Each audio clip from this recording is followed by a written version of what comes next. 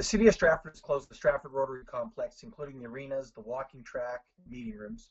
We've asked and, of course, postponed all Stratford Lakeside Active Adults programming. We've shut down the Burnside Agriplex. Duff Marina and Almond Arena is closed. The Stratford Public Library is closed. And as of tomorrow, our March break programs, as well as the Anne Hathaway Daycare, will close. We've postponed a number of things as well, such as subcommittee meetings at the city, advisory committee meetings. We have looked at all public consultation sessions being put aside. We've canceled the Swan Parade, which for some people is a mark of spring within our community. We've canceled the International Dairy Expo. Invest Stratford has canceled their International Women's Day event, and the Stratford Sports Wall of Fame and Stratford Minor Sports Person of the Year banquet has, of course, been canceled as well. We're continuing to monitor other services we provide, and we'll be announcing in the next couple of days limiting or completely eliminating any public access to city buildings while we provide service either through the internet or on the phone to individuals looking for those services. We are going to continue looking at, of course, under the direction of Public Health Huron-Perth, what kind of services we can offer and whether or not we should be limiting some of our transit use, what enhanced cleaning measures we should continue to be upgrading and putting in place. Festival Hydro and Rhizome Networks, two subsidiaries of the city, of course, owned by us, have closed their offices to the public, and we are really evaluating twice a day with all new information coming out and advice being given to us, different measures we're going to put in place. And it is a very fluid situation right now.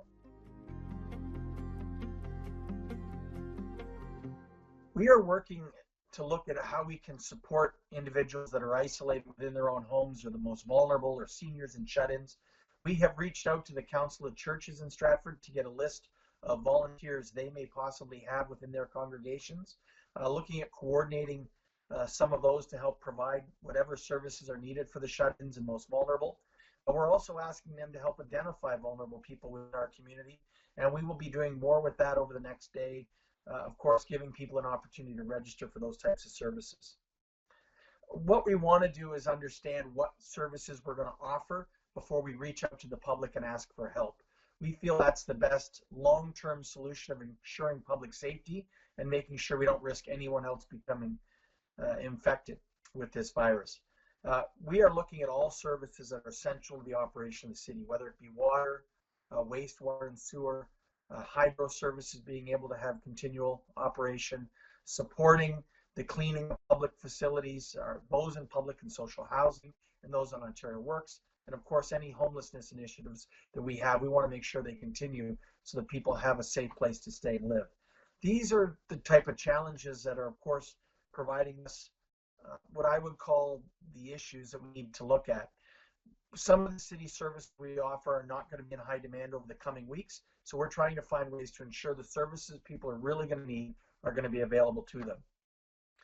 On a business continuity plan, we've started looking at whether or not we should give residents the opportunity to defer off on taxes that are due on April 6th. We'll be making a decision around that in the coming days. We have to look at not only the cash flow to the city, but how we could do that and give people more time to pay if they need it. I have been in contact with many mayors across the region, different ministers at the provincial level, different federal and provincial organizations and departments. It is really an opportunity for us to try to gain as much information as possible so that when we're making decisions, we're making informed decisions. And as I said earlier, it's very fluid. We are getting briefings a couple of times a day from different levels of government, whether it's from the Provincial Emergency Operations Command or the Emergency Communications coming from Public Health Agency of Canada, and all of those are requiring us to reevaluate continually. And we believe that we are really trying to be as flexible and fluid to a situation as we can, while providing the best service possible. And communication has been the key. Our communication staff are trying not only on social media such as Facebook and Twitter, but ensuring traditional means of communication, much like Rogers or radio or print journalism, is still an opportunity for maybe some of our seniors who aren't on social media to gain as much information as possible. People should go for more information on healthcare to the Huron-Perth Public Health Unit's website, and it's hpph.ca. You can also find it at stratford.ca. We have a coronavirus heading. You can click on it, and it will tell you everything that's open or closed, any changes or press releases we put out, and you can also sign up for continual notification on those. We will push the notifications out to you each and every day. So I think we're trying as best we can to work with it. Other provisions of services are emergency management services or emergency ambulance services. We're working with fire to coordinate with Perth County EMS so that we're sure that people are getting to the emergent calls, such as heart attacks, where they need response of not only ambulance but also fire. And in cases where it's not necessary, fire is staying back so that we do not expose our frontline firefighters to any type of virus situation that could be occurring. So they're pre-screening many of the calls. And the Stratford Police Service are working to ensure they're providing the utmost continuity of service across our area.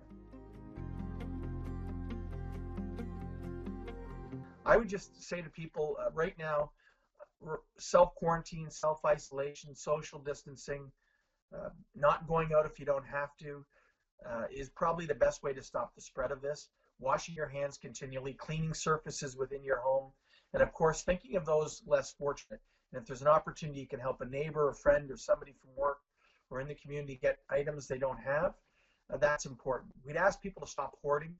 There is no need to hoard. There will be an opportunity for people to continually purchase product. We just ask you to do that so a set of fear and panic doesn't set in within communities across the area. And also think of those less fortunate and try to be the neighbor that you hope they would be for you.